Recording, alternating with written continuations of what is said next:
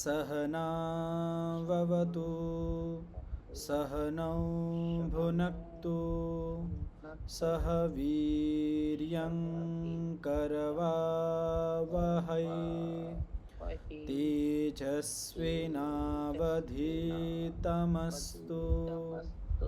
मा विद्विषावहै। ॐ शान्तिः शान्तिः शान्तिः।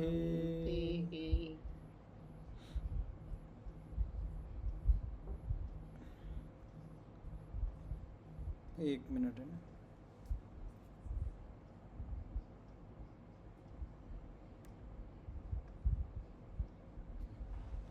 हाँ प्रहलाद भाई, हेलो।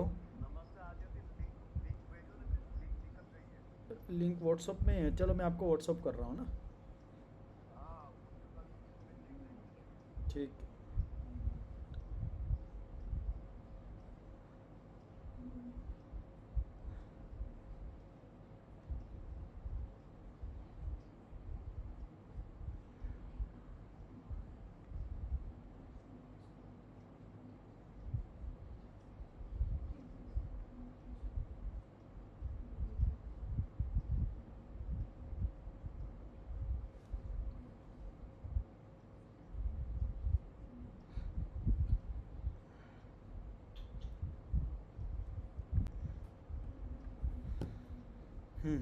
ગઈકાલના પાઠમાંથી કોઈને કંઈ પૂછવું હોય, કંઈ પ્રશ્ન હોય તો પૂછી શકો છો। ઓમ આચાર્યજી ધન્યવાદ। જી જી।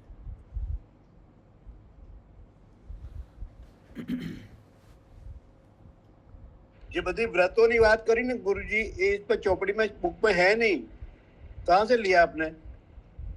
એ તો कास्ट माउन वगैरह वगैरह એ બધી પરંપરાથી આવતી હોય, ભણતા હોય ને જે એમાં પરંપરાથી જ આવે। जी जी, આપણા બુકમાં નથી ને? જી, આ જે સ્વામીજીની બુક છે એમાં નથી ને? નહીં, આ બુકમાં નથી, લેકિન ઘણી બધી બીજી જે બુકો છે ને એની અંદર મળતું હોય, અલગ અલગ બુકની અંદર। જી જી જી। અને બીજો એક મંત્ર છે અથર્વવેદનો 8:4:22, ઉલુકયાતુમ સુસુલકયાતુમ, એ તો એનો અર્થ સમજવો છે। સુપર્ણયાતુમુત ગ્રોધયાતુમ એવું છે। આની અંદર છે, સ્વામીજી આપેલું છે। હા, એ ચોપડીમાં છે, પૃષ્ઠ નંબર 183। હા, જોઈ લઈએ આપણે ને। સાધન પાદમાં 183 નંબરનું પત્તું છે, સૂત્ર છે 234। 183 जी 183। जी। बहुत एकदम का अद्भुत वाक्य मंत्र છે। અથર્વવેદનું છે 8:4:22। હા, મળી ગયું। જી, वो સમજાવો જરા, આનંદ આવે એવું છે, જ્ઞાનવર્ધક છે।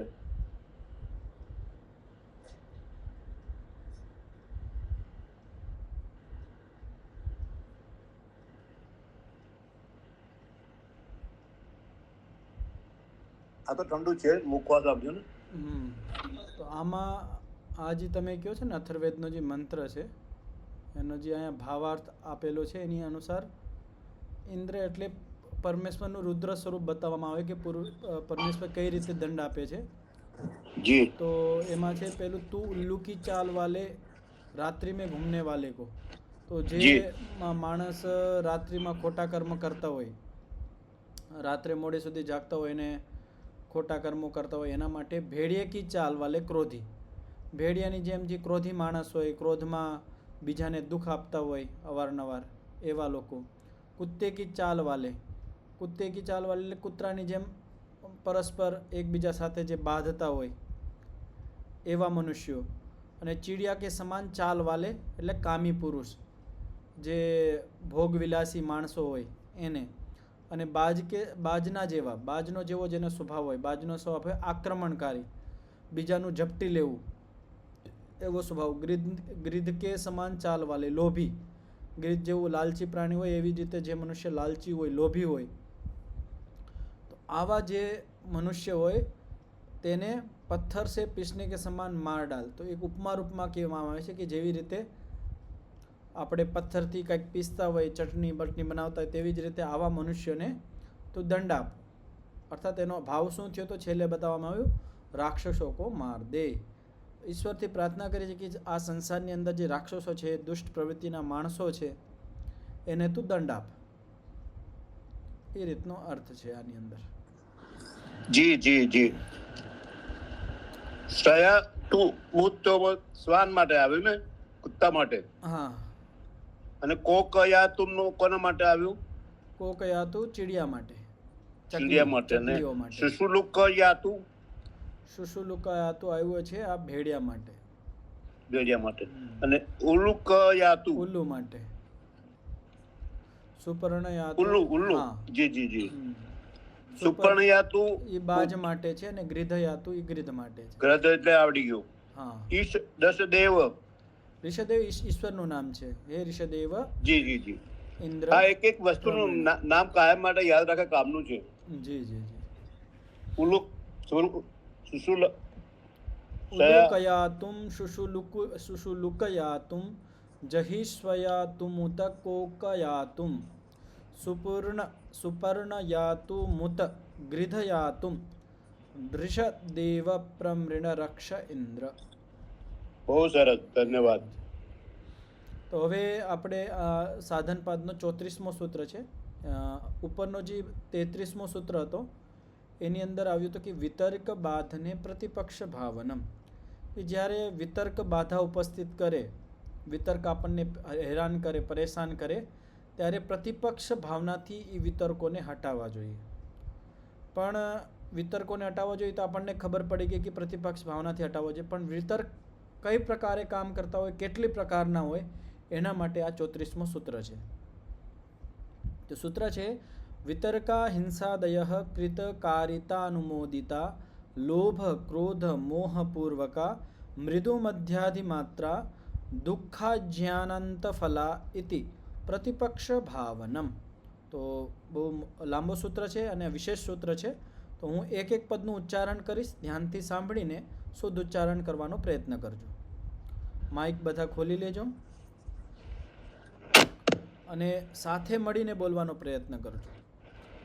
વિતર્કા વિતર્કા હિંસાદય હિંસાદય કૃત કૃત કારિત કારિત અનુમોદિત અનુમોદિત લોભ લોભ ક્રોધ ક્રોધ મોહપૂર્વકા મોહપૂર્વકા મૃદુ મૃદુ મધ્ય મધ્ય અધિમાત્રા અધિમાત્રા દુઃખ દુઃખ અજ્ઞાન અનંત ફલા અનંત ફલા ઇતિ પ્રતિપક્ષ ભાવનમ. તો આ સૂત્રની અંદર શું કહે છે મહર્ષિ પતંજલિ કે વિતર્કા હિંસાદય, વિતર્ક આદિ જો હિંસા છે, હિંસા આદિ જો વિતર્ક છે, તો કાલે મેં કીધું હતું, માઇક બધા બંધ કરી લેજો. હિંસા એટલે યમ નિયમથી વિરુદ્ધ હિંસા, અસત્ય, ચોરી, હે ને, આ બધું. તો આ જે વિતર્ક છે એ કૃત, કારુત અને અનુમોદિત 3 પ્રકાર હોય. તો પહેલાં એક આપણે લઈ લઈ, એકમાં આપણે ઘટાડતા જશું, એવી જ રીતે બધામાં આપણે ઘટાડી શકીએ છીએ. તો પહેલું લઈ લઈએ આપણે હિંસા. હિંસારૂપી જે વિતર્ક છે એના 3 વિભાગ કરવામાં આવ્યા છે. હિંસા 3 પ્રકારની હોઈ શકે છે: કૃત હિંસા, કારિત હિંસા અને અનુમોદિત હિંસા. કૃત હિંસા એટલે શું કે કોઈ માણસ છે કે બીજા માણસને મારી નાખતો હોય, પોતે જ એની હત્યા કરી નાખતો હોય. માણસ છે કે બીજું કોઈ પ્રાણી છે, પોતાના હાથથી પોતે જ મારી નાખતો હોય, એ કહેવાય કૃત હિંસા. એટલે જે માણસે પોતે કરેલી હોય એને કહેવાય કૃત હિંસા. કારિત હિંસા એને કહેવાય કે પોતે નથી કરી, જાતે એને હિંસા નથી કરી, પણ બીજાથી કરાવી છે. જેવી રીતે સુપારી આપતા હોય ને કે ભાઈ હું તને આટલા રૂપિયા આપીશ, તું અને મારી નાખ. તો આપણે કરાવીએ છીએ હિંસા, તો એ કારિત હિંસા કહેવાય. એવી પણ સંસારની અંદર ઘણી બધી હિંસાઓ થતી, જાતે માણસ પોતે નથી કરતો પણ બીજાથી કરાવતો હોય, એને કહેવાય કારિત હિંસા. અને ત્રીજી હિંસા કહેવાય અનુમોદિત. એ હિંસા આપણે કરેલી પણ નથી અને બીજાથી કરાવી પણ નથી, પણ એનું અનુમોદન કરેલું છે. અનુમોદન એટલે સમર્થન, કે ભાઈ હા, આ માણસને તમે મારી નાખો, આને તમારું નુકસાન કર્યું છે, તો ઓલો પહેલાંથી ભડકેલો છે કે હું આને મારી નાખીશ, તો એમાં આપણે હજી ઘી નાખવાનું કામ કરીએ કે નહીં, હા તમારે મારવું જોઈએ, એને મારી નાખો. અનુમોદન, સમર્થન કરવું. તો આ 3 પ્રકારની હિંસા થઈ ગઈ: કૃત, કારિત અને અનુમોદિત. કૃત એટલે પોતે જાતે જે હિંસા કરતા હોઈએ, કારિત એટલે બીજાથી કરાવતા હોઈએ, અને અનુમોદિત એટલે જે હિંસામાં આપણે સમર્થન કરતા હોઈએ. આ 3 પ્રકારની હિંસા થઈ. આ બધાને સ્પષ્ટ થઈ? બધાને આ 3 પ્રકારની હિંસાનું સ્વરૂપ સ્પષ્ટ થઈ ગયું છે? જી જી જી જી. હવે આ 3માં 3 એક વિભાગ કરીને પાછા 3 વિભાગ થશે. કેવી રીતે? લોભ, ક્રોધ, મોહપૂર્વકા. હવે જે કૃત હિંસા છે ને, એ લોભપૂર્વક પણ આપણે કોઈ માણસ છે લોભના હિસાબે હિંસા કરતો હોય, કોઈ માણસ છે ક્રોધના હિસાબે કોઈને મારી નાખતો હોય, કોઈ માણસ છે મોહ એટલે અવિદ્યાના હિસાબે કોઈને મારી નાખતો હોય. તો કૃત હિંસા કેટલા પ્રકારની થઈ ગઈ? 3 પ્રકારની. લોભપૂર્વક કરેલી હિંસા, ક્રોધપૂર્વક કરેલી હિંસા અને મોહ એટલે અવિદ્યાપૂર્વક કરેલી હિંસા. એવી જ રીતે કારિત હિંસામાં આપણે ઘટાડશું. લોભના કારણે કરાવેલી હિંસા. લોભ છે, આપણે મને આની જમીન જોઈએ છે એટલે હું બીજાને પૈસા દઈને કહું છું કે આને તું મારી નાખ. મને લોભ છે કે આનું સંપત્તિ છે એ મારી બની જાય. પરિવારમાં આવું થતું હોય છે. ઘણા બધા પરિવારના આપણે ઉદાહરણ જોવા મળે છે. પોતે નથી મારતા, લેકિન બીજાથી હિંસા કરાવે છે. એનું કારણ શું છે? લોભપૂર્વક કારિત હિંસા છે.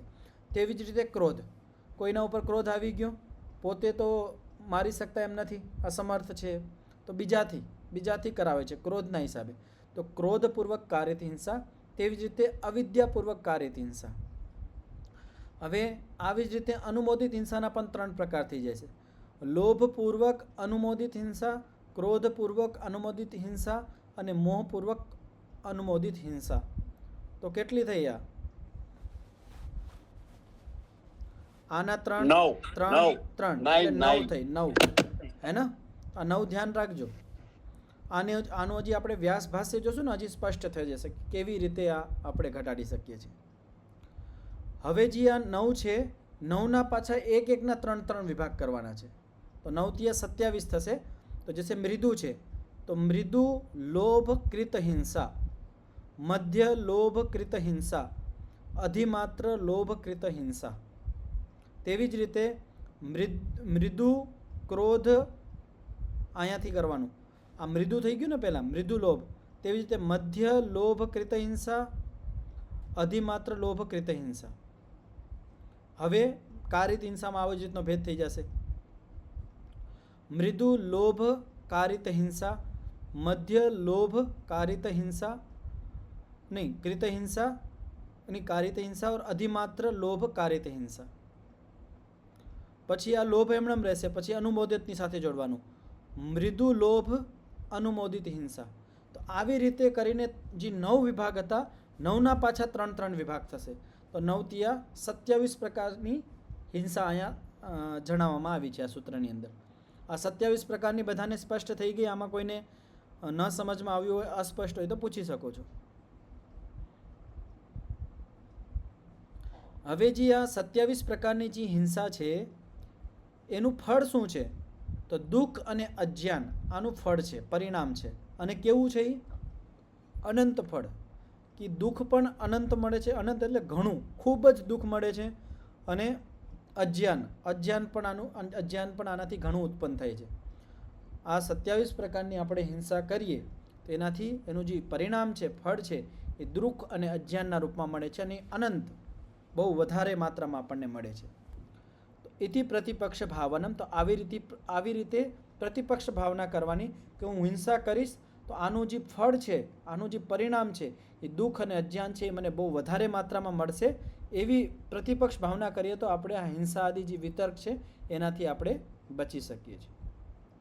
હવે આ સૂત્રનું આપણે વ્યાસ ભાષ્ય જોઈએ, એનાથી આ સૂત્ર હજી આપણને વધારે સ્પષ્ટ થઈ જશે.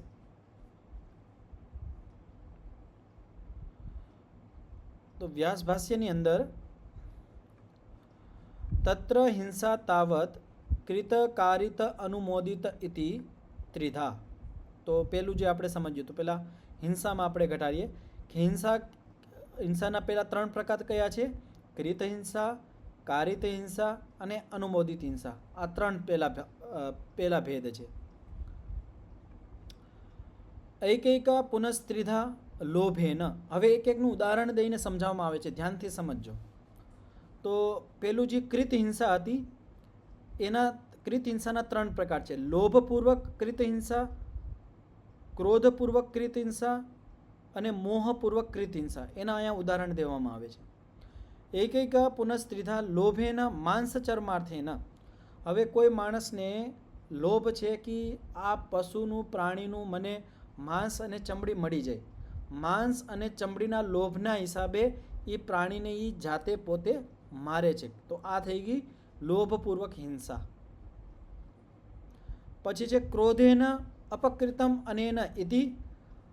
આ થઈ ગઈ ક્રોધપૂર્વક કૃત હિંસા. ક્રોધપૂર્વક કૃત હિંસા એનું ઉદાહરણ શું દેવામાં આવે છે કે કોઈએ આપણું અપકાર કરી દીધું, કોઈએ મને ગાળ આપી દીધી કે કોઈએ મને કંઈક કહી દીધું, આટલા આપણને ક્રોધ આવી છે અને ક્રોધમાં જ આપણે એને પણ મારી નાખીએ છીએ કે હિંસા કરી નાખીએ છીએ.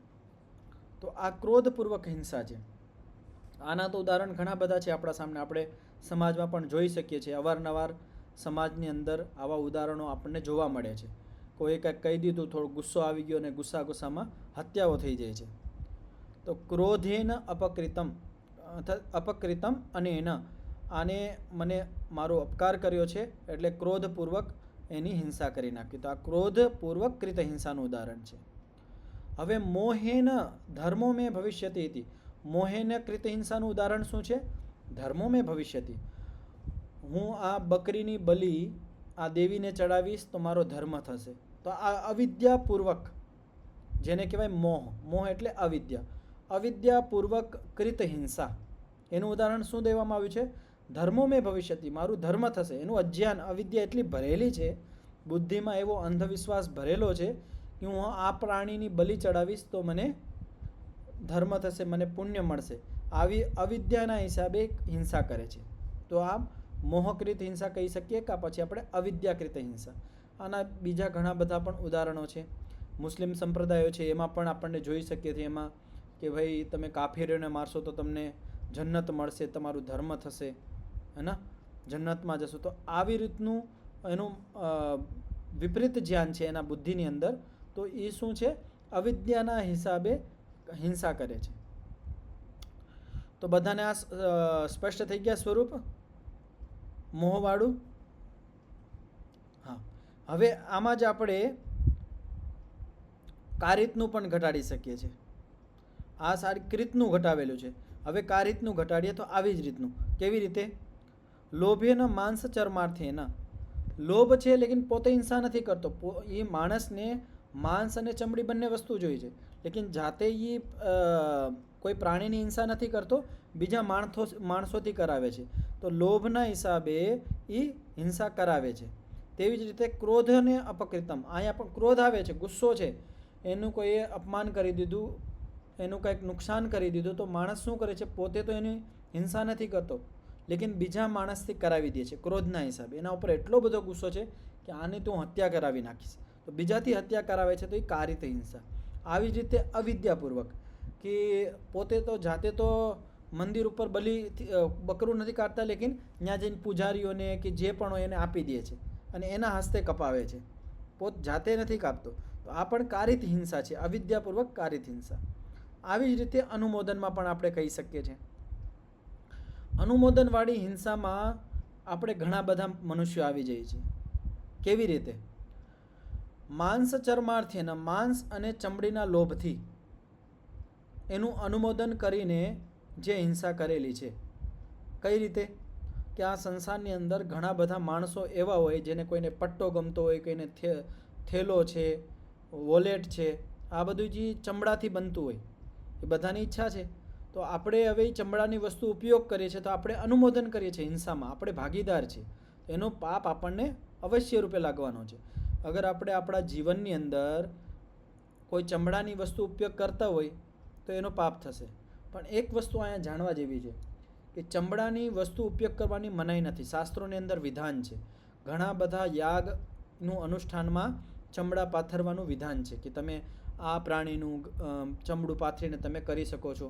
અને જે બ્રહ્મચારી પ્રથમ આશ્રમ છે એના માટે તો કાર્ષ્ણમ વસાના, કે કૃષ્ણ મૃગનું જે ચામડું હોય એ ઓઢીને રહેવા માટે વેદમાં કહેવામાં આવ્યું છે. તો એ કયું ચામડાનું વિધાન છે કે જે પ્રાણી મરી જતા હોય જંગલની અંદર એના ચામડાનો ઉપયોગનું વિધાન છે અને એ કરી શકાય, એમાં પાપ નથી. પણ અત્યારે જે આપણા સામે વસ્તુ આવે છે એમાં શું કરવામાં આવે છે, ઘણા બધા પ્રાણીઓને તડપાવીને મારીને પછી એનું ચમડું જુદું પાડીને એનું માંસ ને એ બધું વેચવામાં આવે છે. અને આપણે એ લેતા હોય તો આપણે હિંસામાં ભાગી થઈ જાય કે શા માટે આપણે અનુમોદન કરીએ છીએ, એનું સમર્થન કરીએ છીએ. તેવી જ રીતે આપણે ક્રોધેન અનુમોદિત, આપણને ગુસ્સો આવે છે, ગુસ્સાના હિસાબે આપણે સમર્થન કરીએ છીએ. આમ તો નથી, લેકિન આપણને કોઈ માણસ ઉપર ગુસ્સો આવતો હોય અને બીજો માણસ એનું કંઈક ખોટું ઈચ્છતો હોય કે હું આમ, તો આપણે એને સમર્થન કરી દઈએ છીએ. શા માટે? એની પ્રતિ આપણા અંદર ક્રોધ ભરેલો છે. ના ના તમે કરી દો, એ માણસ આવો જ છે, એને તો પતાવી દેવો છે. તો હવે આપણે એનું સમર્થન કરીએ છીએ. તો ક્રોધના હિસાબે આપણે સમર્થન કરીને હિંસા કરાવીએ છીએ. તેવી જ રીતે અવિદ્યાપૂર્વક પણ આપણે સમર્થન કરતા હોય. આ પણ વ્યાપક છે સંસારની અંદર, હે ને? કે ભાઈ પેલો માણસ કરતો હોય, હા તમે એ જગ્યાએ જાઓ અને બકરાની બલિ તમે ચડાવી દો તો તમારું આ બધું દૂર થઈ જશે. અને ઘણા બધા કરતા હોય એમાં આપણે સમર્થન કરીએ, હા તમે સરખું કર્યું, તમે આ બલિ આપ્યા એવા, આ તમે બહુ સારું કર્મ કર્યું છે. આવી રીતે કરીને સમર્થન આપતા હોય. તો આ સમર્થન આપવાનું થયું ને કે ભાઈ જે હિંસા કરીને આવ્યો છે કે હિંસા કરવા જાય છે એને સમર્થન આપવું, તો આપણે હિંસામાં ભાગીદાર બની જાય છે. લોભ ક્રોધ મોહ પુનસ્ત્રિવિધા મૃદુ મધ્યાધિ માત્રા ઇતિ. હવે આમાં આપણે એક વસ્તુને ઘટાડીએ પછી બધી આવી જ રીતે ઘટી જશે.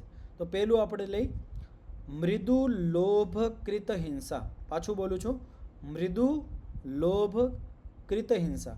લોભ છે પણ મૃદુ અવસ્થામાં છે, બહુ તીવ્ર અવસ્થામાં લોભ નથી કે માંસ અને ચમડું જોઈએ છે, બસ ઈચ્છા છે સામાન્ય રૂપથી. તો એવું મૃદુ લોભ છે, એના હિસાબે આપણે હિંસા કરીએ છીએ, કાં કરાવીએ છીએ, કાં સમર્થન કરીએ છીએ.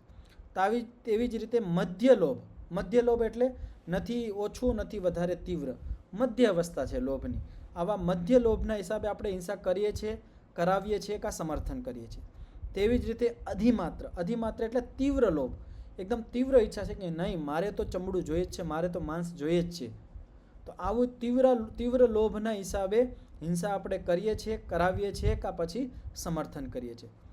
આવી જ રીતે આપણે ક્રોધમાં ઘટાડવાનું. મૃદુ ક્રોધ કૃત હિંસા, મધ્ય ક્રોધ કૃત હિંસા, અધિમાત્ર ક્રોધ કૃત હિંસા. આવી જ રીતે કારિત અને અનુમોદિતમાં પણ આપણે ઘટાડી શકીએ છીએ. તો એવમ સપ્તવિંશતિર ભેદા ભવતી હિંસાયા. તો હિંસાના ટોટલ કેટલા ભેદ થઈ ગયા? સપ્તવિંશતિ એટલે 27. સંસ્કૃતની અંદર કહેવાય સપ્તવિંશતિ. તો આવી રીતે હિંસાના કેટલા ભેદ થયા? 27 ભેદ થયા. 27 પ્રકારથી હિંસા સંસારની અંદર માણસો કરતા હોઈએ છે. હવે મૃદુ મધ્ય અધિમાત્રા પુનસ્ત્રિવિધા મૃદુ મૃદુર મધ્ય મૃદુ તીવ્ર મૃદુર ઇતિ. હવે જો કેટલા ભાગ કરવામાં આવે છે, જે 27 હતા ને, 27 ભાગ ધ્યાનથી સમજજો તો સમજમાં આવશે. 27ના પાછા 3 ભાગ કરવાના. તો 27 તિયા કેટલા થશે? 81 પ્રકારની હિંસા થઈ જશે. કેટલા પ્રકારની? 81, 81.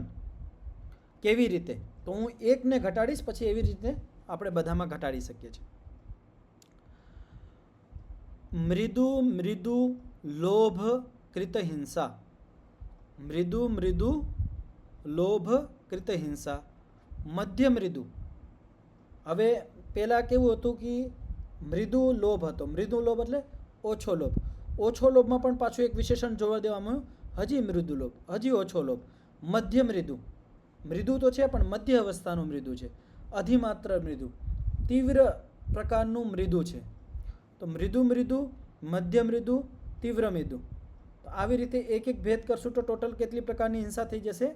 81 પ્રકારની. તથા મૃદુ મધ્ય, મધ્ય તીવ્ર મધ્ય તથા મૃદુ તીવ્ર, મધ્ય તીવ્ર અને અધિમાત્ર તીવ્ર ઇતિ એવમ એકા અશીતિ ભેદા હિંસા ભવતી. તો આવી રીતે 81 પ્રકારની હિંસા થઈ જાય છે. હિંસાના કેટલા પ્રકાર થઈ જાય છે? 81 પ્રકાર થઈ જાય છે. 81 ભેદ થઈ જાય છે. 81 કઈ કે 81 કઈ? આપણે ગુજરાતીમાં શું કહીએ છીએ? 81. તો આ બધાને સ્પષ્ટ થઈ ગયું? આ ગણિત બધાને સમજાઈ ગયું કે કોઈને નથી સમજાણું? 27 સુધી તો બધાને સમજાઈ જ ગયું હશે. 81 સુધીમાં થોડીક તકલીફ થશે ઘણા બધાને, પણ 27 પ્રકારની હિંસા બધાને સ્પષ્ટ થઈ ગઈ હશે. જી જી જી. સા પુનર નિયમ વિકલ્પ સમુચ્ચય ભેદાત અસંખ્યેયા પ્રાણ ભૃત ભેદ અસ્ય અપરિસંખ્યેયત્વાદ ઇતિ. હવે શું કહેવામાં આવે છે કે હવે આ જે 81 પ્રકારની જે હિંસાના આપણે પ્રકાર અહીંયા બતાવવામાં આવ્યા છે, હજી આમાં આપણે ભેદ કરવા જાય તો આ અસંખ્ય પ્રકારની હિંસા થઈ જશે. કેવી રીતે? તો સા પુનઃ નિયમ, કોઈએ નિયમ કરેલો છે કે હું અમાવસના દિવસે યા પૂર્ણિમાના દિવસે જ આ પ્રાણીને મારીશ, શનિવારે ઓલા પ્રાણીને મારીશ, સોમવારે ઓલું ખાઈશ, આજ મુર્ગો ખાધો ઓલાદી બકરું ખાય, એવા નિયમ બનાવતા હોય ઘણા બધા. તો આવા જે નિયમ બનાવે તો નિયમ પ્રમાણે પાછું અલગ અલગ હિંસા થઈ જશે. વિકલ્પ હોય કે ભાઈ હું આજે મુર્ગા કા બકરીમાં બેમાંથી મેં એકને મારીશ, તો આવી રીતના જે વિકલ્પ છે, તો આ માણસને કા આ માણસને બેમાંથી એકને તો હું નુકસાન પહોંચાડીશ, આવી રીતના વિકલ્પ છે. તો આ જે વિકલ્પપૂર્વક હિંસા હોય એના પર વિકલ્પના પણ ઘણા બધા ભેદ થઈ જશે. સમુચ્ચય એટલે સમૂહ રૂપમાં હિંસા કરવી, કે આજે હું આ 8-10 બકરાને મારીશ કે આ મુરગીઓને મારીશ, કે જે સમૂહ રૂપમાં હિંસા કરતા હોય કે આજે હું આટલા માણસોને મારીશ, એવી જે સમૂહમાં હિંસા હોય એ સમુચ્ચય હિંસા કહેવાય. તો આવી રીતે આપણે ભેદ કરવા જશું હિંસાના તો એ અસંખ્ય થઈ જશે. પછી આમાં પણ હજી વધારવામાં આવે છે પ્રાણ ભૃત, જે પ્રાણોને જે ધારણ કરતા હોય એવા પ્રાણી આ સંસારની અંદર અસંખ્ય છે. કેટલી બધી ગાયો છે, કેટલી બધી બકરીઓ છે, કેટલી બધી મુરગીઓ છે, કેટલી બધી ચીડિયાઓ છે, કેટલી બધી કીડીઓ છે, હજારો પ્રકારના પ્રાણીઓ છે. 84 લાખ તો ખાલી યોનિઓ જ છે. એ યોનિઓની અંદર પછી આપણે ભેદ કરવા જાય કે આ પ્રાણીની હિંસા, ઓલી પ્રાણીની હિંસા, તો પરિસંખ્યેત્વાદ અસંખ્ય, તો અસંખ્ય થઈ જશે. આ એવમ અનૃતાદિષુ અપી યોજ્યમ, જેવી રીતે આપણે હિંસામાં ઘટાવ્યું છે આવી જ રીતે અનૃતમાં પણ ઘટાડવું જોઈએ. એક મિનિટ, હા પ્રહલાદભાઈ, હું વાત આચાર્યજી 84 લાખ જે યોનિ છે એનો કોઈ પ્રૂફ મળે છે કે ખાલી આપણે શું કહેવાય પરંપરાથી છે? પરંપરાથી છે, છતાં પણ કોઈ પ્રમાણ હશે તો હું તમને આગળ શોધીને બતાવીશ. હમણાં પરંપરાથી આવું સાંભળવામાં આવે છે. તો એક વસ્તુ જે અહીંયા હું કહેતો હતો કે એવમ અનૃત આદિશુ અપી યોજ્યમ, તો આવી જેવી રીતે આપણે હિંસામાં ઘટાડ્યું છે એવી જ રીતે અનૃત આદિમાં પણ આપણે ઘટાડી લેવું જોઈએ. અનૃત કોને કહેવાય? જેને ખબર હોય હાથ ઊંચો કરજો. અનૃત એટલે શું? હા પ્રહલાદભાઈ. જુઠ્ઠું બોલવું. અનૃત એટલે અસત્ય. એક મંત્ર છે સંધ્યાનો, રીતમ ચ સત્યમ, તો રીત એટલે કહેવાય સત્ય, અને અનૃત એટલે રીતનું ઊંધું, અસત્ય. તો અસત્યમાં પણ આવી જ રીતે આપણે ઘટાડી શકીએ. તો એક અસત્યમાં થોડુંક હું ઘટાડું છું, પછી આપણે ચોરી અને આગળના જે છે અબ્રહ્મચર્ય, પરિગ્રહ, એમાં પણ આપણે ઘટાડી શકીએ છીએ. તો હું થોડું ઘણું અનૃત અસત્યમાં પણ આ વસ્તુ ઘટાડું છું. તો કૃત અનૃત એટલે પોતે માણસે જાતે જૂઠ બોલ્યો છે, જાતે કરીને પોતાના મોઢેથી જ પોતાનો વાણીનો પ્રયોગ કરીને ખોટું બોલે છે. તો આ થઈ ગયું કૃત અનૃત. કારિત અનૃત, પોતે ખોટું નથી બોલતો લેકિન બીજાથી ખોટું બોલાવે છે, કે કહી દે કે ભાઈ ઘરમાં હું નથી. ઘણા બધા આવો કરતા હોય માણસો કે ભાઈ કહી દો કે હું ઘરમાં નથી, હું ઓફિસમાં નથી. તો આ કારિત અનૃત થઈ જશે. આનો પણ આપણને દંડ મળશે. તેવી જ રીતે અનુમોદિત અનૃત પણ હોઈ શકે છે. અનુમોદિત અસત્ય કેવી રીતે હોય કે કોઈ માણસ અસત્ય બોલતો હોય તો આપણે એનું અનુમોદન કરતા હોય. કેવી રીતે કે કોઈ માણસ કોઈના વિષયમાં જૂઠું બોલતો હોય તો આપણે શું કહીએ, હા તમે બરાબર કર્યું, આ માણસ એવો જ છે, કારણ કે એના પ્રત્યે આપણને દ્વેષ છે. હવે ઓલા માટે ખોટું બોલે છે, બીજાને બતાવે છે, તો આપણે એમાં સમર્થન કરતા હોય. તો આ શું થઈ ગયું? અનુમોદિત અનૃત. એટલે આપણે એ અસત્યમાં સમર્થન કરી દીધું, આપણે ભાગી બની ગયા છે એમાં. હવે આમાં પણ આપણે જોડી શકીએ કે લોભપૂર્વક કૃત અનૃત, લોભપૂર્વક ખોટું બોલેલું, એનો કંઈક લોભ છે કે મને આ વસ્તુ મળી જવી જોઈએ એટલે એ પોતે જૂઠ બોલે છે કે નહીં આ વસ્તુ તો મારી છે, ગમે એ લોભના હિસાબે. પછી છે ક્રોધપૂર્વક કૃત અનૃત, ગુસ્સો આવી ગયો એટલે આપણે ઘણી બધી વખત આપણે ક્રોધની અંદર ખોટું બોલતા હોઈએ છીએ, તો ક્રોધના હિસાબે અનૃત બોલતો હોય અને અવિદ્યાના હિસાબે અનૃત બોલતો હોય, એવી જ રીતે બોલતો હોય, બોલાવતો હોય અને સમર્થન કરતો હોય. તો આવી જ રીતે આપણે ઘટાડી શકીએ છીએ. તો આ પ્રથમ પેરેગ્રાફ અહીંયા પૂર્ણ થઈ ગયો છે. આમાં કોઈને કંઈ પૂછવું હોય તો પૂછી શકો છો. આ બધાને સ્પષ્ટ છે આ અનુચ્છેદ, આ જે પેરેગ્રાફ આપણે હમણાં અહીંયા વાંચન કર્યું છે એનો અર્થ બધાને સ્પષ્ટ થઈ ગયો છે? તો હવે આગળ વધીએ આપણે. જી જી જી. તે ખલુ અમી વિતર્કા દુઃખ અજ્ઞાન અનંત ફલાયથી પ્રતિપક્ષ ભાવનમ. હવે જે સૂત્રનો બીજો ભાગ હતો, સૂત્ર લાંબો હતો ને, એનો પહેલો ભાગ તો પહેલા અનુચ્છેદની અંદર, પહેલા પેરેગ્રાફની અંદર સમજાવી દેવામાં આવ્યો છે. હવે સૂત્રનો જે બીજો ભાગ છે એને અહીંયા સમજાવવામાં આવે છે. તે ખલુ અમી વિતર્કા, આ જે હિંસા આદિ વિતર્કો છે એ કેવા છે? દુઃખ જ્ઞાન અનંત ફલા, દુઃખ અને અજ્ઞાન રૂપી ફલને આપનાર છે. અને કેવા દુઃખને આપનાર છે? અનંત દુઃખને આપે છે અને અનંત જ્ઞાનને આપણા અંદર સ્ટોર કરી દે છે, ભરી દે છે. એથી પ્રતિપક્ષ ભાવનમ, આવી પ્રતિપક્ષ ભાવના કરવી જોઈએ. પણ આ કેવી રીતે કરવી જોઈએ હજી આજે આગળ નીચે વ્યાસ મુનિજી આપણને સમજાવશે. પણ વાસ્તવમાં સ્થિતિ શું છે અત્યારે સંસારની અંદર કે જ્યારે માણસ હિંસા કરતો હોય, ખોટું બોલતો હોય તો એને દુઃખ દેખાતું જ નથી. અને અહીંયા વ્યાસ ઋષિજી શું કહે છે કે અનંત દુઃખ મળે છે. જ્યારે આપણે કોઈ હિંસા કરતા હોય, ખોટું બોલતા હોય તો એનું પરિણામ રૂપ શું છે? અનંત દુઃખ પ્રાપ્ત થતું હોય છે આપણને. અનંત અજ્ઞાન આપણને આપણા બુદ્ધિની અંદર સ્થાપિત થઈ જતું હોય છે. કેવી રીતે? તો આપણે સમજીએ. દુઃખમ અજ્ઞાનમ ચ અનંત ફલમ એશામ ઇતિ પ્રતિપક્ષ ભાવનમ. તો કેવી પ્રતિપક્ષ ભાવના કરવાની? કે આ હિંસા આદિ હું કરીશ, આ પાપને, આ દુષ્કર્મોને હું કરીશ, આ વિતર્કોને મારા જીવનમાં લઈ આવીશ તો દુઃખમ અજ્ઞાનમ ચ અનંતમ ફલમ, આનું જે ફળ છે, પરિણામ છે એ દુઃખ અને અજ્ઞાન અનંત રૂપમાં મને મળશે. આવી પ્રતિપક્ષ ભાવના કરવી જોઈએ. પણ આવી પ્રતિપક્ષ ભાવના કેવી રીતે કરવી? સામાન્ય રીતે શાબ્દિક રૂપમાં તો આપણે સાંભળી લીધું, પણ હજી આને વિસ્તારથી સમજવું હોય તો આગળ વ્યાસ ઋષિજી કહે છે તથા ચ હિંસકસ્તાવત પ્રથમમ વધ્યસ્ય વીર્યમ આક્ષિપતિ તતશ્ચ શસ્ત્રાદિ નિપાતેન દુઃખયતિ તતો જીવાદપી મોચેતી. હવે આ ધ્યાનથી સમજવાનો પ્રયત્ન કરજો, બહુ વિશેષ વાત છે. તથા ચ હિંસક, કોઈ હિંસક માણસ છે તો પેલું જ્યારે હિંસામાં પ્રવૃત્ત થાય તો પેલી ક્રિયા શું કરે છે? તાવત પ્રથમમ વધ્યસ્ય, જેને મારવાનું છે એનું બલ ઓછું કરે છે. કેવી રીતે?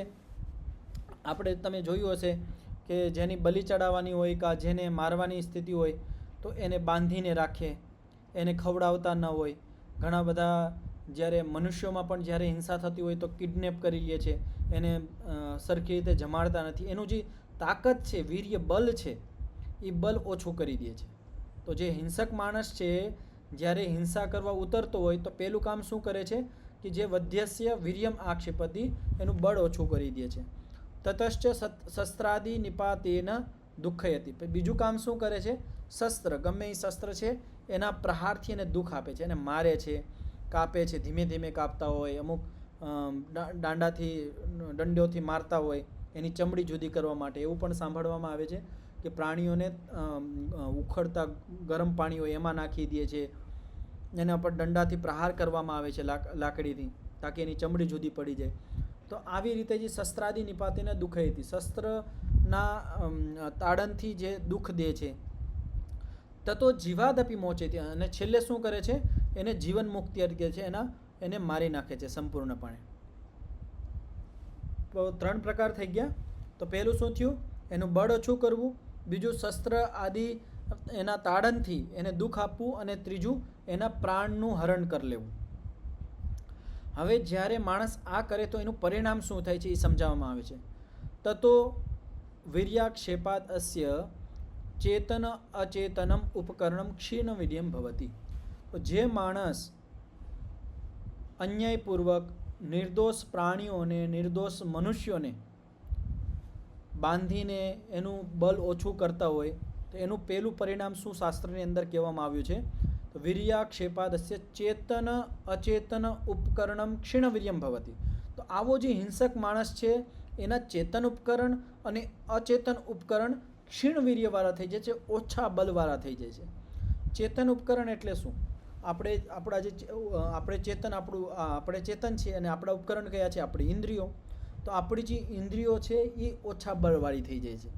આ જીવનમાં ન થાય તો આવતા જીવનમાં આવતો જે જન્મ હશે એની અંદર જે આપણી ઇન્દ્રિયો છે એ ઓછા બળવાળી મળશે. કે આપણે હાથ નહીં ચાલતા હોય, હાથ લૂલા હોય, કે આંધળા હોય, કે કાનથી ન સંભળાતું હોય, જીભ સારી ન હોય, બોલી ન શકતા હોય. તો આવી રીતે ક્ષીણવીર્ય આપણા ઇન્દ્રિયો ચેતનોના જે ઉપકરણ છે ક્ષીણવીર્ય થઈ જાય છે. ઓમ જી ઓમ જી એ ચેતન ઉપકરણ કહેવાય છે ગુરુજી કે અચેતન? હું બતાવું છું, હજી વ્યાખ્યા કરીશ. અહીંયા ચેતન ઉપકરણ એટલે ચેતનના ઉપકરણ એ રૂપમાં હું કહું છું. હવે અહીંયા ચેતન ઉપકરણનો બીજો અર્થ હોય છે કે જે આપણા સગાઓ હોય, આપણા માતા પિતા છે, પુત્ર છે, આપણા મિત્રો છે, એ ઓછા બળવાળા થઈ જાય. કેવી રીતે? કે જે માણસ ખોટું કામ કરતો હોય, હિંસા કરતો હોય, તો એને આ જન્મમાં તો જે લોકો હોય એ તો ક્ષીણવીર્ય થાય કે ન થાય, અમુકના થઈ પણ જતા હોય, પણ અમુકના આવતા જન્મ જે આપણને મળશે તો એમાં એવા મિત્રો, એવા માતા પિતા, એવા ભાઈબંધ એવા મળશે કે જેમાં બળ ઓછું હશે, ન એમાં ઐશ્વર્ય કાંઈ હશે, ગરીબ હશે, શારીરિક રીતે એ ક્ષીણવીર્ય હશે, આર્થિક રૂપે એ ક્ષીણવીર્ય હશે, યશના રૂપે એ ક્ષીણવીર્ય હશે. તો આવા ચેતન ઉપકરણો મળે છે. અને આજુબાજુ આ બીજી વ્યાખ્યા મેં કરી. અને અચેતન ઉપકરણ એટલે શું? અચેતન ઉપકરણ એટલે જે આપણા સંસાધનો છે. અચેતન ઉપકરણ આપણે કહી શકીએ આપણે જે ભૌતિક આપણી સંપત્તિ છે, હે ને, આ બધા જે બીજા સંસાધનો જે આપણે ઉપયોગ કરીએ છીએ એ ક્ષીણવીર્યવાળા એટલે ઓછી તાકાતવાળા, ઓછી બળવાળા, સારી ક્વોલિટીના નહીં મળે, ઓછી ક્વોલિટીના મળશે. આપણે એવી રીતના કર્મ કર્યા છે, આપણે કોઈ પ્રાણીને અતિ તડપાવીને એને દુઃખ આપ્યું છે, બાંધીને એનું વીર્ય એટલે બળ આપણે ઓછું કર્યું હતું, એનું બળ આપણે છીણી લીધું હતું, તો ઈશ્વર પણ આપણું બળ લઈ લે છે, ખેંચી લે છે. એનું માધ્યમ છે ચેતન અને અચેતન ઉપકરણો છે. એમાં જે સામર્થ્ય હોય છે એ ઓછું કરી દે છે. દુઃખોત્પાદનાત નરક તિર્યક પ્રેતાદિષુ દુઃખમ અનુભવતી. તો બીજું કામ હિંસક વ્યક્તિએ શું કર્યું હતું? શસ્ત્ર એટલે હથિયાર આદિના માધ્યમથી એને દુઃખ આપ્યું હતું. તો એવો જે બીજા નંબરનો જે હિંસક પ્રાણી છે તો એનું શું થાય? નરક તિર્યક પ્રેતાદિષુ દુઃખમ અનુભવતી. તો આવા માણસનો જે જન્મ છે એ નરકમાં થાય છે. અને તિર્યક યોની જેને કહેવાય એમાં, અને પ્રેતાદિષુ એટલે જે નીચ યોનિઓ છે, તિર્યક યોનિઓ છે, કીડા, વૃક્ષ, એને એવી બધી જ્યાં અત્યંત દુઃખ મળતા હોય એવી તિર્યક અને પ્રેતાદિ જે યોનિઓ છે, નરક છે, એની અંદર જન્મ મળતો હોય ને ત્યાં દુઃખ અનુભવ કરતો હોય. અને ત્રીજું જે હિંસકે ત્રીજું કર્મ શું કર્યું હતું? જીવિતાદપી મોચિત. જીવિતાદપી મોચિત એટલે જે પ્રાણ હરણ કરી લે છે. તો જીવિત વ્યપરોપાણાત પ્રતિક્ષણમ ચ જીવિતાત્યયે વર્તમાનો મરણમ ઇચ્છન્નપી દુઃખ વિપાકસ્ય નિયત વિપાક વેદનીયત્વાત કથંચિત એવ ઉચ્છ્વસિતિ. ઉચ્છ્વસિતિ એટલે શ્વાસ લેવો. તો શું કહેવામાં આવે છે કે જે ત્રીજું પ્રકારનું કે કોઈ માણસ કોઈના પ્રાણ હરી લેતો હોય આવી રીતે તડપાવીને, તો એને શું દંડ આપે છે ઈશ્વર? તો પ્રતિક્ષણમ જીવિત આત્યપી વર્તમાન. એ જીવન તો એનું ચાલતું હોય પણ પ્રતિક્ષણ એને મરવાની ઈચ્છા થતી કે હું મરી જાઉં, એટલું બધું એના જીવનમાં દુઃખ અને કષ્ટ હોય પણ એ મરી ન શકતો હોય. મરણમ ઈચ્છન્નપી દુઃખ વિપાક, દુઃખ એને મળતા હોય. અને આપણે જોઈ શકીએ છીએ સમાજની અંદર ઘણા બધા મનુષ્ય, વૃદ્ધ મનુષ્ય અને ઘણા બધા એવા મનુષ્ય હોય, એટલું બધું એને મરણની ઈચ્છા થતી હોય પણ એટલું બધું દૂર પ્રતિક્ષણ એના જીવનમાં દુઃખ જ હોય. કોઈ શારીરિક એવી વ્યાધિ આવી જાય છે, જીવનમાં એટલા બધા કષ્ટો હોય છે, જીતાજી મરવાની ઈચ્છા કરતો પણ મરી નથી શકતો અને દુઃખ ભોગતો જ હોય છે. નિયત વિપાક વેદની અથવાત, નિરંતર રૂપથી દુઃખનું જે ફળ છે, દુઃખરૂપી જે ફળ છે એને ભોગતો હોય. કથનચિત એવ ઉચ્છિષતિ, ઉચ્છ્વિષતિ એટલે જેમ તેમ કરીને એ બસ શ્વાસ લે છે ખાલી. ઘણા બધા મનુષ્યો એવા હોય છે, એટલા બધા નિકૃષ્ટ કર્મો કરેલા હોય છે, હિંસાઓ કરેલી હોય છે કે ખાલી બેડ ઉપર એમને પડ્યા હોય, ખાલી શ્વાસ ચાલતો હોય છે. અને આમ આપણે ઘણા બધા એટલા જીવનથી હતાશ થઈ જાય કે ખાલી પ્રાણ ખાલી જીવા પૂરતા હાલતા હોય છે. તો આ રીતની પ્રતિપક્ષ ભાવના આપણે અંદર કરવી જોઈએ કે આપણે હિંસા કરીશું તો ઈશ્વર આપણને આ રીતનો દંડ આપશે. હવે આમાં એક વસ્તુ વિચારવાની છે, સમજવાની છે કે કોઈ માણસ છે, હિંસક માણસ છે, જરૂરી નથી કે બધા દર વખતે એ પ્રાણીને બાંધીને જ હિંસા કરે. અમુક તો ડાયરેક્ટ ગોળી મારી દેતા હોય, તો એમાં ડાયરેક્ટ જે જીવિતાદપી મોચે તો આનું દંડ મળશે. અને શસ્ત્રાદિ નિપાતેન, જે હથિયારથી ધીમે ધીમે કાપીને મારતા હોય એને તિર્યક યોનિને આવી બધી યોનિઓમાં દંડ મળશે. તો જે આપણે આ હિંસા અને આવા બધા પાપ કર્મ કરીશું તો એનું જે દંડ છે એ ઓછું નથી. આપણે આ સંસારની અંદર જે દંડ વ્યવસ્થા છે આપણા મનુષ્યોની વચ્ચે એ તો હાવ થોડીક છે. ઈશ્વર પાસે તો આપણે આ જે પાપ કરશું એનો બહુ ખતરનાક દંડ હોય છે, નાનો દંડ નથી હોતો. તિર્યક યોનિને આવી યોનિઓમાં નાખી દેશે, કૂતરો બનાવી દેશે, બિલાડો બનાવી દેશે, શું બનાવી દેશે કાંઈ નક્કી. આ બધી જેલ જ છે. આપણે આ સંસારની અંદર બીજા જે પ્રાણીઓ આપણને દેખાય છે એની અંદર જે આત્માઓ છે એ બધા જેલની અંદર છે, બંધાયેલા છે, દંડ ભોગવે છે બધા. તો આપણે આ જન્મની અંદર હિંસા, અસત્ય, ચોરી, અબ્રહ્મચર્ય, પરિગ્રહ, અશુદ્ધિ, અસંતોષ, અતપ, ભોગને કરવું, આ બધા જે આપણે કરશું, આ બધા વિતર્કોને આપણે આપણા જીવનમાં લઈ આવશું તો એનો જે દંડ છે એ ઈશ્વર આપણને બહુ ખતરનાક તરીકે આપશે. તો આવી રીતની પ્રતિપક્ષ ભાવના આપણે કરશું તો આપણે વિતર્કોથી બચી જશું, નકર આપણે વિતર્કોથી ન બચી શકીએ. દાખલા તરીકે, ઉદાહરણ તરીકે આપણે સમજવું હોય, આપણા મનુષ્ય સમાજની અંદર એક નિયમ થઈ જાય, જેવી રીતે મનુસ્મૃતિની અંદર કહેવામાં આવ્યો છે કે જે માણસ ચોરી કરે એક વખત, બે વખત, પછી એના હાથ કાપી નાખવાના, આંગળી કાપી નાખે, પછી વધારે ચોરી કરે તો હાથ કાપાવી નાખે. આવી રીતની વ્યવસ્થાઓ છે. હવે આ રીતની દંડ વ્યવસ્થા હોય તો સમાજની અંદર ચોરી થાય? કોઈ દિવસ નહીં થાય. તો આપણા પહેલાં જે રામ રાજ્ય હતું, પહેલાં આ બધું હતું તો ત્યારે દંડની વ્યવસ્થા બહુ કઠોર હતી. કોઈ માણસ વ્યભિચાર ન કરતો, કોઈ માણસ ખોટું ન બોલતો, કોઈ માણસ હિંસા, અન્યાયપૂર્વક કોઈ નિર્દોષ પ્રાણીની હત્યા નહીં થતી. તો આવી રીતના જ્યારે કઠોર દંડ આપણને દેખાય તો આપણે બચી જઈએ છીએ. આપણા દેશમાં શું છે, હિંસા દંડનો ભય જ નથી કે હાલો આ હિંસા કરી દી, થોડાક 2-5 વર્ષ જેલમાં કાઢીને આવી જશો. એને ખબર જ છે હું આને મારી નાખીશ તો મને ખાલી થોડાક વર્ષોની જેલ થઈ છે, પાછો હું મુક્ત થઈ જાય અને જેલની અંદર પણ મને બધું મળશે જ સુવિધાઓ. તો એને દંડ દેખાતો જ નથી તો એ પાપ બાજુ પ્રવૃત્ત થવાનો જ છે. પણ યદિ દંડની વ્યવસ્થા કઠોર હોય તો માણસ પાપ કરવાનો જ નથી. તો આપણે વિચારવાનું કે ઈશ્વરની જે દંડ વ્યવસ્થા છે એ નાની નથી, બહુ કઠોર દંડ વ્યવસ્થા છે. આપણે પાપ કરશું તો ત્યાં આપણે બચી નહીં શકશું, ત્યાં બહુ કઠોર દંડ મળશે. અને ઈશ્વરના દંડ જ્યારે આપણને સમજાઈ જશે, જે અહીંયા સમજાવવામાં આવ્યા છે, તો આપણી પાપ બાજુ પ્રવૃત્તિ નહીં થાય. હા નીતાબેન.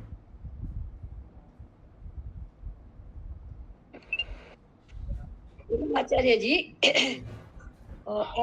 આપણે હમણાં જે વાત કરી પાપ કર્મની કે, તો આપણે હાલનામાં આપણે જે લોકોનો લાસ્ટ સ્ટેજના કેન્સર થાય છે અથવા તો ઘરેથી બહાર નીકળે અને એક્સિડન્ટ થાય છે, તો આપણે એ લોકોને જોઈને આપણને દુઃખ થાય છે, તો આપણે એમના પ્રત્યે કેવી ભાવના કરવાની અથવા એ સજા મળે છે? તો એમાં શું છે, આપણે પાકા રૂપે નહીં કહી શકીએ કે આનું એક્સિડન્ટ થયું એટલે આનો કર્મના ફળ હશે. સારા માણસોનું પણ એક્સિડન્ટ થઈ જતું હોય છે. તો એ રીતનું અહીંયા એક્સિડન્ટની વાત નથી, પણ બીજા જે રોગ વ્યાધિ આવી જતો હોય આપણા જીવનમાં, તમે કેન્સરનું કીધું, બીજા રોગ છે, તો ઘણા બધાનું ખાનપાન પણ સારું હોય છે છતાં પણ કેન્સર થાય છે. તો એ કર્મનું ફળ આપણે કહી શકીએ છીએ કે એના પૂર્વજન્મના એવા કર્મો હશે જેના હિસાબે એને આ દંડરૂપમાં એને વ્યાધિ રોગ આવ્યો છે. અને ઘણા બધા આ જીવનની અંદર ખાવા પીવામાં ધ્યાન નથી રાખતા, વ્યસન એટલા બધા કરે છે, એનું પણ પરિણામ વ્યાધિ રૂપમાં આવી શકે છે. તો આપણે ફિક્સ ન કહી શકીએ કે આવું છે. હવે તમારી બીજી વાત કે જે દુઃખી થતા હોય એને જોઈને આપણે દુઃખી થાય તો એ સારું નહીં. હા, કોઈ સારો માણસ છે, ધાર્મિક માણસ છે, એના જીવનમાં કોઈ દુઃખ છે, કોઈ નિર્દોષ માણસ છે એના જીવનમાં કોઈ દુઃખ છે, એને જોઈને આપણે એના દુઃખ દૂર કરવાનો પ્રયત્ન કરતા હોય તો આપણે પુણ્યના ભાગી થાય છે. પણ કોઈ દોષી માણસ છે, હિંસક માણસ છે, હવે આપણા દેશની અંદર કેવી વ્યવસ્થાઓ છે કે રાષ્ટ્રપતિને ક્ષમાયાચના લખતા હોય, બીજાને ક્ષમાયાચના લખે એટલે એને ક્ષમા કરી દેતા હોય. એવા મોટા મોટા અપરાધીઓને ઘણી બધી વખત ક્ષમાદાન કરી દેવામાં આવે છે. અને એનાથી શું થાય છે, બીજા લોકોને ઉત્સાહ મળી જાય કે ભાઈ આ તો છૂટી જશું અમે. તો વેદની અંદર, મનુસ્મૃતિ આદિ શાસ્ત્રોની અંદર ચોખ્ખું કહેવામાં આવ્યું છે કે અપરાધીને કોઈ હાલતમાં છોડવાનો નહીં. જે પણ અપરાધી છે એને દંડ કઠોરતમ એની ભૂલ જેટલી ભૂલ છે એ પ્રમાણે એને દંડ અવશ્ય જ આપવો જોઈએ. આપણા ભારતમાં જ્યારથી મનુસ્મૃતિના પ્રમાણ હિસાબથી દંડ વ્યવસ્થા હાવ નબળી પડી ગઈ છે, ઓછી થઈ ગઈ છે, જ્યારથી આ અંગ્રેજોના એમ કહીએ કે આપણે અંગ્રેજોની આ જે કાનૂન વ્યવસ્થા આવી ગઈ છે ત્યારથી આપણું જે સમાજનું જે સ્ટ્રક્ચર છે, નકશો છે એ બદલાઈ ગયો છે. અને જ્યાં સુધી આપણું જે દંડ વ્યવસ્થા મનુસ્મૃતિ અને વેદના અનુસાર હતી ત્યાં સુધી આપણો જે દેશ હતો એ મહાન હતો. હવે દેશ મહાન એના માટે નથી કે જે દુષ્ટ માણસો છે એ વધતા જાય છે, એનો સાહસ વધતો જાય છે, કારણ કે દંડ વ્યવસ્થા બહુ નબળી છે આપણી. તો આ સૂત્ર પૂરો કરી લઈ, સમય તો થઈ ગયો છે, કાલે પૂરું કરશું. આટલું રાખીએ. બીજા કોઈને કંઈ પ્રશ્ન હોય, કંઈ વિચાર આવતો હોય તો કાલે તમે પાઠના પ્રારંભમાં રાખી શકો છો. જી પ્રહલાદભાઈ બોલો. આચાર્યજી, આ જે બીજો પેરેગ્રાફ છે ને એને વિસ્તૃત કરશો ને તો બહુ જ બધું જીવનમાં ફેરફાર થશે. ચાલો કાલે એક વખત પાછું હું સંક્ષિપ્તમાં આને હજી લઈ લઈશ. અને કારણ કે આ જે બાકી છે દંડ વ્યવસ્થા આપે જણાવીને એ ખૂબ જ જરૂરી છે. જી જી જી. તો 3 દંડ કે બિના કોઈ સુધરતા નહીં. જી જી જી.